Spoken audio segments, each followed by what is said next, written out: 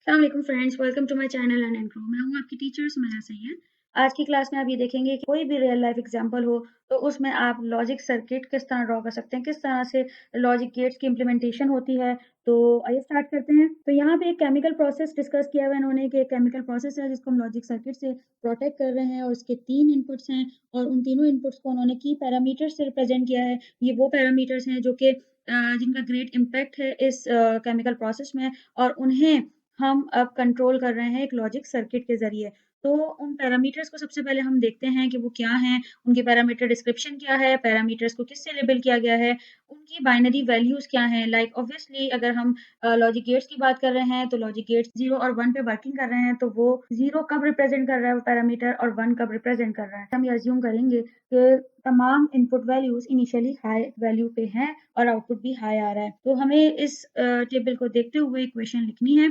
अब स्टार्ट करते हैं। इस टेबल को हम रीड कैसे करेंगे। सबसे पहले उन्होंने कहा है केमिकल रिएक्शन रेट, जिसको वो आर कैरेक्टर से लेबल कर रहे हैं, ठीक है। उसके बाद आर की वैल्यू 0 कब है, जब रिएक्शन रेट लेस देन 40 मोल पर लीटर पर सेकंड है, ठीक है। 40 से लेस वैल्यू पे ये 0 रिप्रेजेंट कर रहा है और 1 कब रिप्रेजेंट कर रहा है, जब वैल्यू रिएक्शन रेट की 40 है या उससे ग्रेटर है।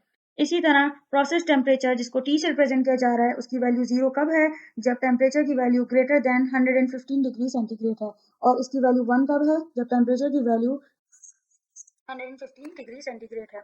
इसी तरह कंसंट्रेशन ऑफ केमिकल्स, जिसको सी से रिप्रेजेंट किया जा रहा है, सी की वैल्यू 0 तब है जब कंसंट्रेशन इज इक्वल टू 40 मोल है और सी की वैल्यू 1 तब है जब कंसंट्रेशन इज ग्रेटर देन 40 मोल है।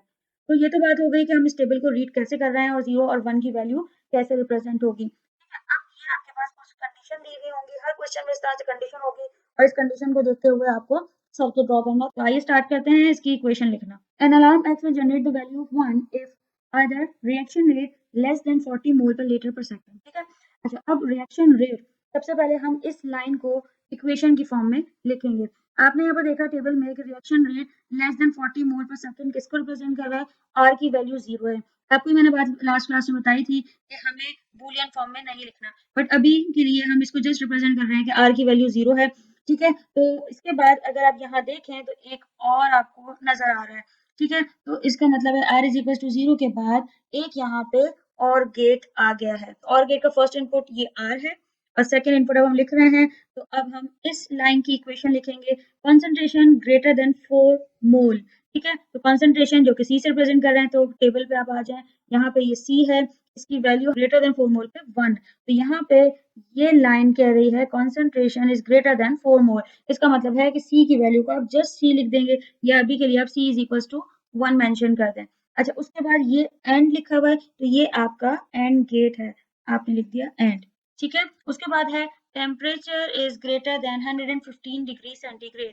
तो टेम्परेचर की वैल्यू यहाँ पे मेंशन है, अगर आप देखें तो ये ग्रेटर वैल्यू है, temperature is greater than 115 value, T की वैल्यू 0 है, आपने इसको कह दिया टी इज इक्वल्स टू 0, ठीक है। अच्छा, उसके बाद अगर आप यहाँ देखें तो एक और लिखा हुआ है, तो हम यहाँ पे एक और ऐड कर देंगे।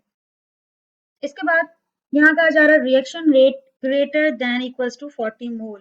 तो रिएक्शन रेट पे दोबारा आ जाएं, greater than equals to 40 mole ये रहा। तो यहाँ पे आर की वैल्यू 1 है, तो हम यहाँ लिख देंगे आर इज इक्वल्स टू 1, ठीक है। उसके बाद आ रहा है एक एंड, तो आपने यहाँ पे एंड गेट मेंशन कर दिया है और उसके बाद लिखा है temperature greater than 115 degree centigrade. तो दोबारा से टी की वैल्यू 0 है, तो आपने यहाँ लिख दिया टी इज इक्वल्स टू 0।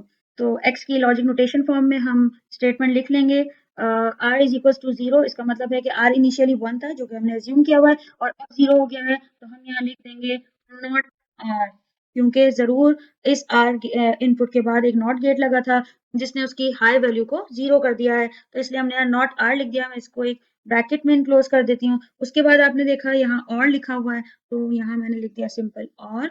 अच्छा, उस और के बाद यहाँ लिखा है c इज इक्वल टू 1। हमने ये एज्यूम किया है कि इनिशियली सारे इनपुट्स हाई हैं और सी यहाँ पर भी हाई है, इसका मतलब है हमें जस्ट सी लिख देना है। अच्छा, उसके बाद है एंड, तो हम यहाँ लिख देंगे एंड गेट, ठीक है, इसमें कोई चेंजेस नहीं है। फिर यहाँ लिखा है t इज इक्वल्स टू 0। तो t इनिशियली हाई था, हमने अज्यूम किया हुआ है और यहाँ 0 है, इसका मतलब है एक और ब्रैकेट में इनक्लोज करके आप लिख देंगे not t, bracket close for this not t और bracket close for this input as well, ठीक है। अब यहाँ पे अगर आप देखें तो ये और मैं ऑलरेडी लिख चुकी हूँ और अब इस और को हम मेंशन कर देंगे यहाँ पे, तो ये और आ गया। ठीक है, अब इस और के बाद इक्वेशन आ रही है r इज इक्वल टू 1, तो आपने जस्ट लिख दिया enclosed in the bracket r। अच्छा, उसके बाद है एंड गेट, आपने यहाँ लिख दिया and t is equal to 0। t is equal to 0 का मतलब है कि एक नॉट गेट अटैच करना है, नॉट t, ब्रैकेट क्लोज, और इस ब्रैकेट को भी आप यहाँ क्लोज कर देंगे। तो इस तरह से आपने एक एक्सप्रेशन बना लिया। अब इस एक्सप्रेशन को देख के हम सर्किट इजीली बना सकते हैं। तो अब सर्किट ड्रॉ कर लेते हैं। सबसे पहले आपको वो गेट देखना है जो कि बिल्कुल स्टार्ट पे लगेगा from the right hand side. तो अगर आप यहाँ देखें तो आपको दो और नजर आ रहे हैं। ठीक है, तो ये वो और गेट है जो कि राइट हैंड साइड से स्टार्ट हो रहा है। ठीक है, और इसके दो इनपुट्स हैं, पहला इनपुट ये रहा और दूसरा इनपुट ये रहा। ठीक है, अच्छा, तो सबसे पहले मैंने यहाँ पे और गेट ड्रॉ कर लिया है। ये रहा और गेट, एक कर्व, दूसरा कर्व, वही तीसरा कर्व, और इसको मैंने x से रिप्रेजेंट कर दिया क्योंकि आप यहाँ देख रहे हैं कि रेड से मेंशन है कि x इज द आउटपुट। ठीक है, और इस और गेट के ये मैंने दो इनपुट्स बना दिए। क्वेश्चन में जो पैरामीटर्स मिले हैं वो हैं r c t। ठीक है, तीन इनपुट्स हैं। हम इस पार्ट को ड्रॉ कर लेते हैं। ये है r एंड नॉट t। अगर आप यहाँ देखें तो सेंटर गेट ये रहा, ये एंड गेट है, तो इसका मतलब है कि इसके अब फर्स्ट इनपुट में इस यहाँ से कनेक्शन दूंगी, तो यहाँ पे मैंने एक एंड गेट ड्रॉ कर लिया है। ये डी शेप का एक एंड गेट है और इसको मैंने यहाँ से लाके इस और गेट में कनेक्ट कर दिया। ठीक है, कनेक्टिंग पॉइंट को हमेशा एक हम सॉलिड बॉल से रिप्रेजेंट करते हैं, और यहाँ पे इस एंड गेट के दो इनपुट्स आ गए। एंड गेट ड्रॉ करने के बाद इस एंड गेट के दो इनपुट्स हैं। फर्स्ट है ये आर, तो हमने आर से एक कनेक्टिंग पॉइंट लिया है। ठीक है, और यहाँ से हम इस एंड गेट को ये दे देंगे। ठीक है, कनेक्शन हो गया। उसके बाद है नॉट टी। नॉट टी का मतलब है कि ये टी से आपने एक नॉट गेट अटैच किया है। ठीक है, और यहाँ से एक पॉइंट आपने इस एंड गेट में दे दिया, ये मैंने सॉलिड बॉल बना दी। ठीक है, तो ये हमने फर्स्ट इनपुट बना लिया। अच्छा, फर्स्ट इनपुट के बाद मैं सेकंड पार्ट पर आ जाती हूँ। तो यहाँ पे ये और गेट है, तो इस और गेट का सेकंड इनपुट भी एक और गेट से आ रहा है। ठीक है, यहाँ पे ये और गेट बना दिया है और ये इनपुट लिया हमने और यहाँ पे ये ज्वाइन कर दिया। ठीक है, अच्छा, अब इस और गेट के भी दो इनपुट्स हैं। ये दो इनपुट्स आ गए और गेट के। पहला इनपुट क्या है, नॉट आर, तो यहाँ आर से एक कनेक्टिंग पॉइंट लिया आपने, एक सॉलिड बॉल बना दी।